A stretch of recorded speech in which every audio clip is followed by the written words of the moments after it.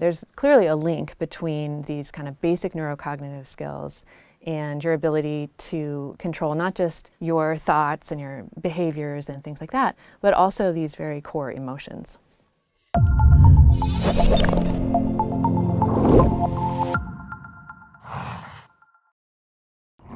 Dr. Carlson, welcome to AEI. Thanks so much for being here. Thank you for having me. So you are the Distinguished McKnight University Professor at the Institute of Child Development at the University of Minnesota. Yes. And a primary focus of your research is on a set of cognitive processes called executive function, which begin developing in infancy and that researchers now believe play a critical role in academic success and success throughout the lifespan. What do researchers mean when they talk about executive function skills? These skills are brain-based or neurocognitive skills that we use to pay attention, to control our thoughts and our feelings, and ultimately our behaviors.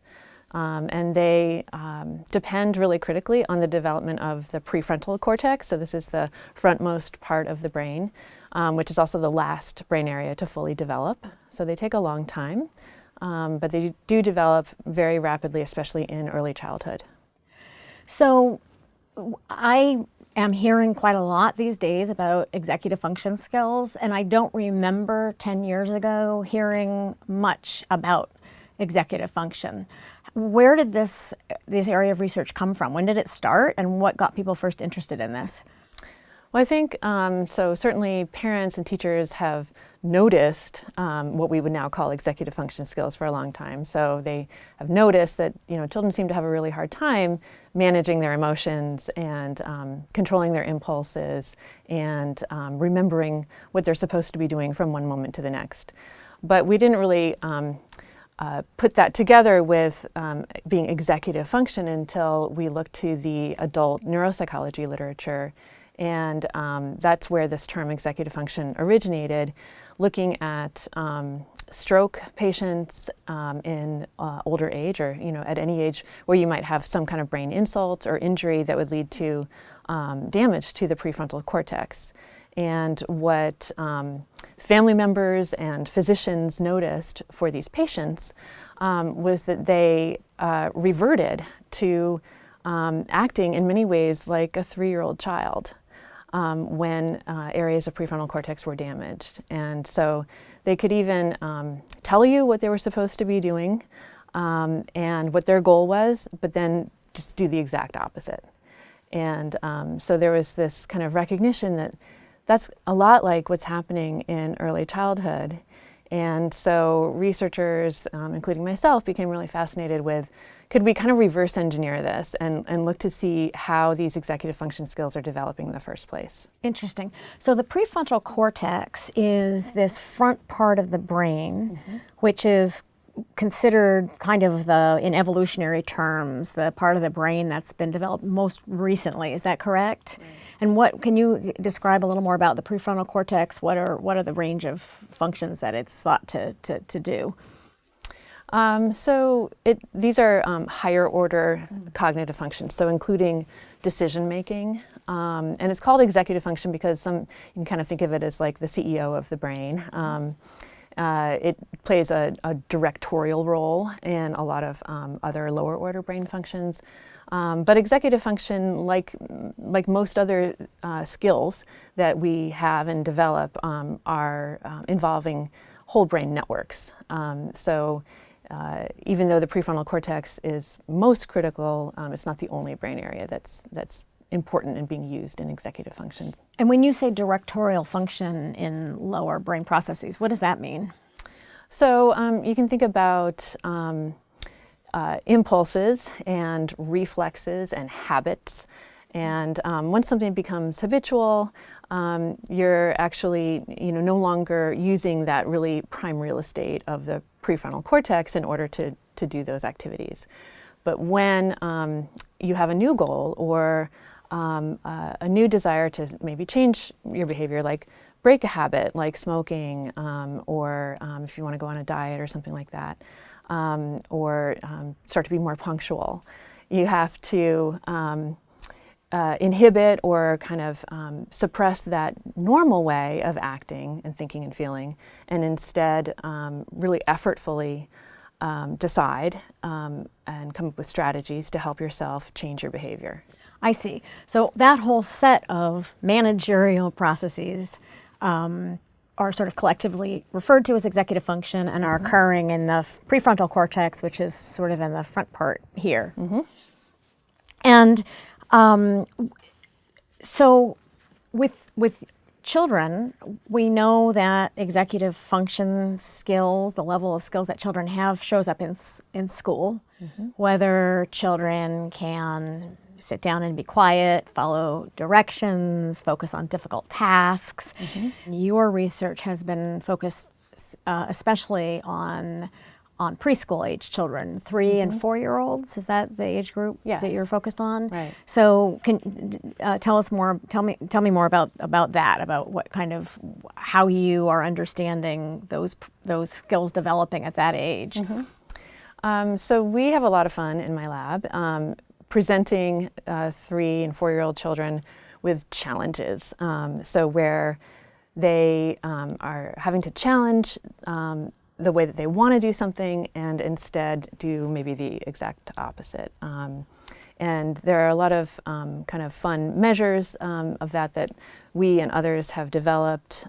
So for example, one is called the less is more task. And in the less is more task, we give kids a choice between like 2 goldfish crackers or 5 goldfish crackers. And they want 5. So they want more. And then we say, okay, well, in this game, whichever tray of goldfish crackers you point to, those are going to be given away to this monkey. And he's naughty and he doesn't share. And you'll get the other goldfish crackers. So we can immediately infer that, oh, okay, so you need to point to 2 goldfish crackers, so they'll be given away, and you'll get the 5, right? You'll achieve your goal. But this is not immediately apparent to 3 and 4-year-old children, and instead what they do is they tell you they understand the rules, and I say, now, whichever one you point to, who do those go to? Who gets those? And they'll say, the monkey. And you're like, yep, the monkey. Okay, here we go. And I present, 2 versus 5, and I say, point to a tray, and they point to the 5. And then those get given away, and the child gets only 2. And 3-year-olds will do this for 16 trials again and again and again, and they just look at you kind of dumbfoundedly like, hey, wait, why are you giving those? I'm not getting my goal here. And 4-year-olds will usually make a mistake on the first trial, and then it's like you can almost see the light bulb go off above their head, where it's like, oh, wait, okay. And they reflect on their behavior and on the choice that they have before them and on the consequences of the choice. They reflect in that moment and they realize, oh, okay, I need to point to 2 in order to get 5. Interesting. So this is a relatively new field of research. There was a study in Australia, the Dunedin longitudinal study, that's also been studying the long-term impact or consequences of these executive function skills. What are those studies finding?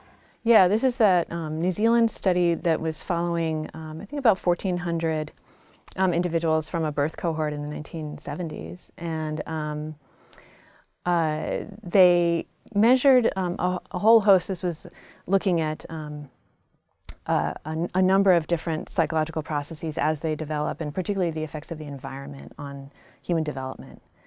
But they happened to, fortunately, measure self-control in the kids in early childhood through a series of home visits and things.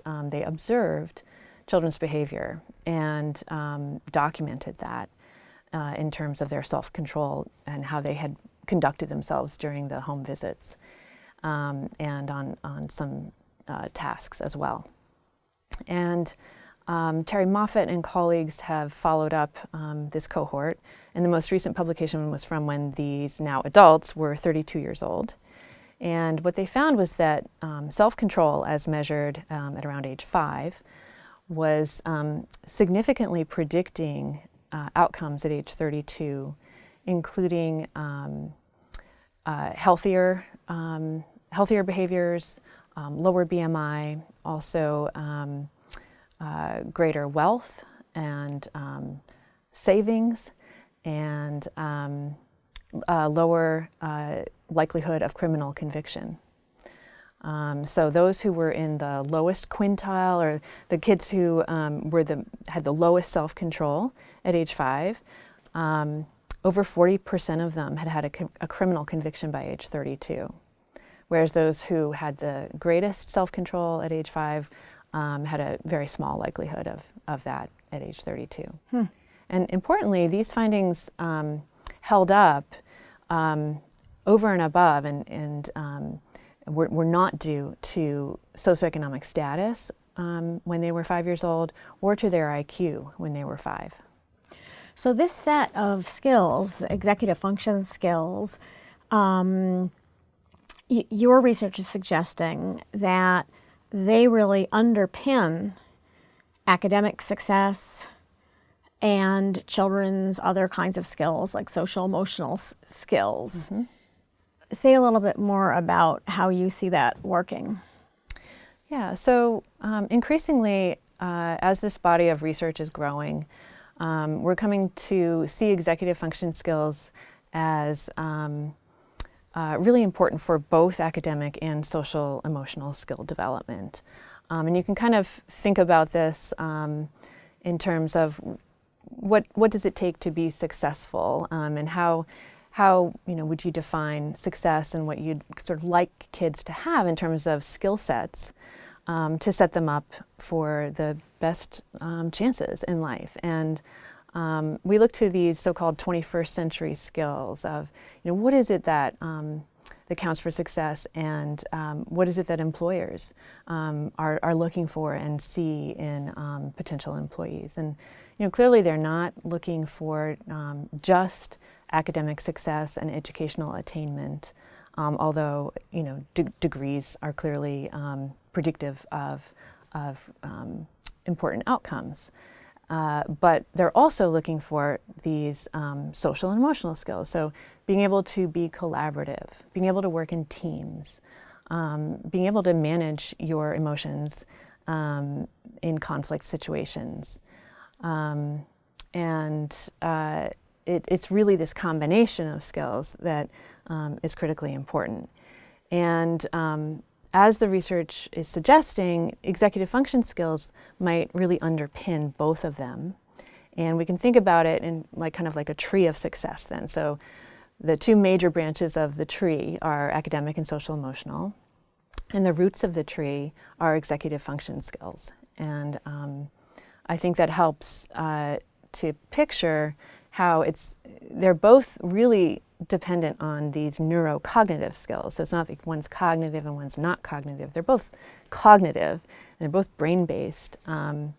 And they both also flourish under the same kinds of conditions. So if you want to help the tree grow and cultivate it so that it's grows up to be strong and tall, it needs certain inputs from the environment. And so to have a rich soil, in terms of first things first, to have a rich soil, you need to have adequate nutrition and adequate sleep. And we know that both nutrition and sleep are related to executive function skill development. You need the rain, you need water. And so you can think of that in terms of language input. And particularly with young children, language input through play and through that kind of serve and return interactions with adults that I talked about. But you also need the sun and to help the tree grow, and that is something like quality caregiving. So quality caregiving includes being warm and sensitive and having an attachment, but it's also having to do with stimulating the child cognitively, and particularly in ways that help support the child's developing autonomy. So autonomy is having a sense of self, like agency, like I'm dependent on my caregivers, but I also have my own space and my own selfhood, and I'm in charge of my own selfhood, and my own selfhood really is important for being accountable. So my actions matter, and therefore I better kind of think about the consequences of my actions. And that developing selfhood and autonomy comes from caregivers giving kids just the right amount of support as they go through life and try to learn new skills like tying shoes and things like that. If parents or teachers do everything for them, they're not going to develop that sense of self and mastery and that importance of self-management, which is so important for executive function skills. So we are investigating now what's called autonomy support in both parents and teachers. And some parents do this really naturally. They know kind of the just right amount of support to give their kids. It's not too much where you're like just taking over and doing everything for the child. And it's not being what's called laissez-faire, which is kind of hands-off and allowing the child to struggle too much. This sort of just right, middle notion of supporting the child's autonomy appears to be really important as well. Mm-hmm. So, as I understand it, we have had for a long time assessments of, for example, reading skill and math achievement, but we've not had a standardized assessment of executive function skills, and it's becoming increasingly clear that this set of skills is critical to kids' achievement in these other domains. Mm-hmm. You have recently developed an assessment, the Minnesota Executive Function Scale. Mm-hmm. How does that work, and how is it used? Yeah, so my colleague Phil Zalazzo and I developed this tool out of a research measure that we'd been using for a couple of decades, and turned that into a scale that captures the full continuum of executive function skills all the way down to age 2. And it takes place in the environment of an app, so it's a touchscreen app using a tablet.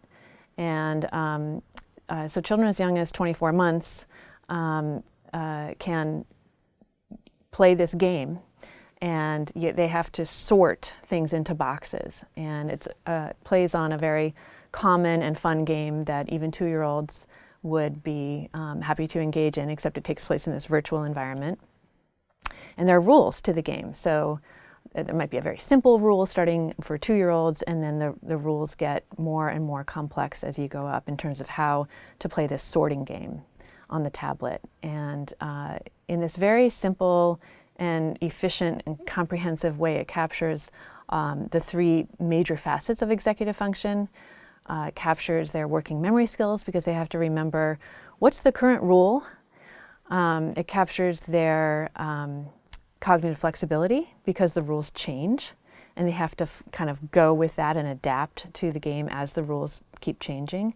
And they have to use their impulse control because they have to stop themselves from playing the game the old way as the rules keep changing.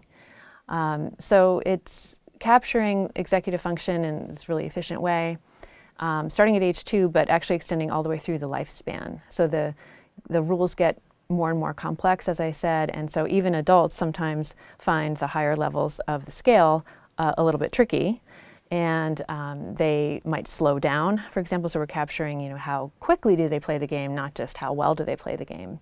So we can see that even with being fully accurate on the task, they might start to slow down, and you do see that with aging adults. So with this one scale now, we are able to capture the full developmental range from age 2, peaking at around age 25, and then declining, unfortunately, after that in age-related change in executive function. And now you've tested this to see, how long does this assessment take? It takes less than 5 minutes. So so you have this assessment on a tablet of less than 5 minutes, mm-hmm.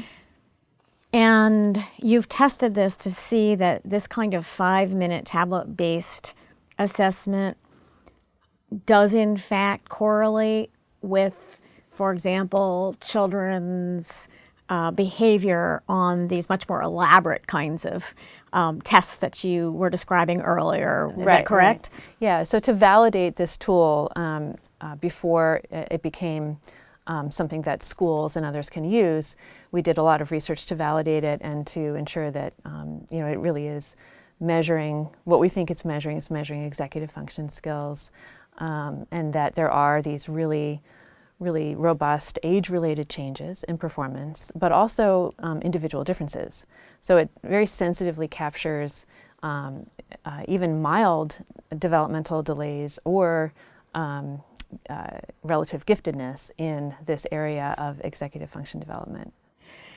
And in the use of this, you found that there are gaps, relatively substantial gaps between children based on socioeconomic status. Is that right? Yes. So this tool has been used with over 50,000 children now, and with quite a range of socioeconomic status backgrounds. And what we're seeing quite consistently in this has been shown in by many other researchers as well, using other measures. But we're seeing a consistent gap with respect to socioeconomic status, wherein children from more high-risk, lower-income backgrounds do not perform as well on the Minnesota Executive Function Scale. And it's important to note that that happens even when children are otherwise very similar. So children of the same age, so tested at exactly the same age and having the same IQ. So they're equivalent in terms of intellect and equivalent in terms of age, and yet you still see this gap starting at age 2 in their executive function skills. So there's something specific to executive function that might be falling behind early in development, and that does unfortunately set up kind of a prelude to the much more well-known gap, which is the achievement gap, once they enter school. So if there's this gap between children, to what extent is that genetic, and to what extent is it influenced by their environment, do you think? Well, genes certainly play a role in most of psychology and behavior and so forth. There is heritability of executive function and, of course, modeling of executive function. If you're being raised by biological parents, you have those being confounded. So you have parents with, so as I mentioned, the Minnesota Executive Function Scale, or MEFS, is a lifespan measure. So we've been able to use that tool with parents as well as their kids. And so you might not be surprised to learn that parents with relatively low executive function also have kids with relatively low executive function. But we measured their parenting skill as well, and specifically that autonomy supportive parenting that I mentioned.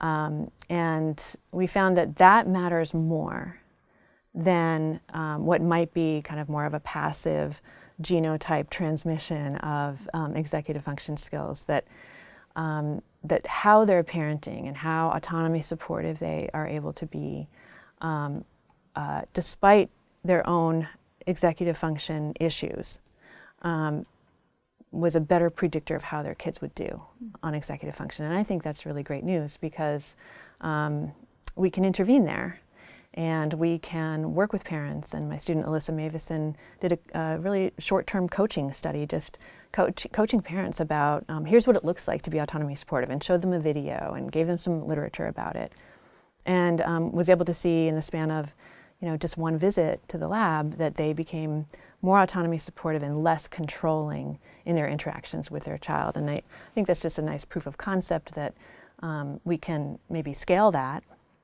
and use that kind of technique with parents who might need it most.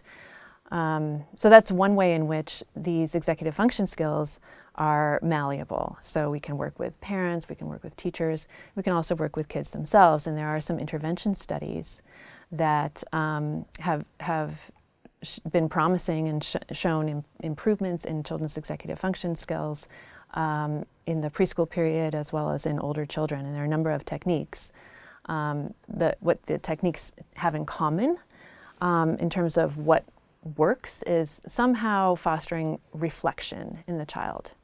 So getting children to be able to pause and think about their choices for action before they take action, and recognizing when they have a choice, and being able to just have that momentary, tiny, fraction of a second kind of pause in terms of thinking, is this going to be consistent with my goal? Or is this not going to be consistent with my goal, this action that I'm about to take, or this feeling that I'm indulging in, or whatever it is. And so there are a number of techniques that have been shown to help kids learn to reflect. Mindfulness is one. And you can do mindfulness activities and teach those to even young preschool children, like belly breathing and body awareness, kind of teach them how to do a body scan. And to reflect on their thoughts, actions, and feelings. And we have shown in a 6-week intervention that we were able to boost kids' executive function scores on the MEFs and other measures after introducing this mindfulness practice to them. So executive function skills then with the preschoolers are quite malleable, it sounds like.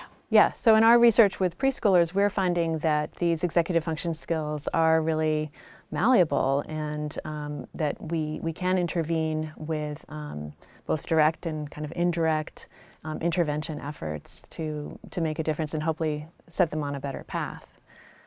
So really what we're seeing here is that executive function skills are meaningful. They really have an important influence on later life, and they're measurable with new tools like the Minnesota Executive Function Scale, and they're malleable. We can intervene and make a difference. This has been fascinating. Thank you so much, Dr. Carlson, for taking the time to come to AAI. You're welcome. Thank you very much. Hey everyone, that's the end of our discussion with Dr. Stephanie Carlson. Thanks for watching. As always, let us know what other topics you'd like AAI scholars to cover on Viewpoint. And to learn more about executive function, please check the links in the description below.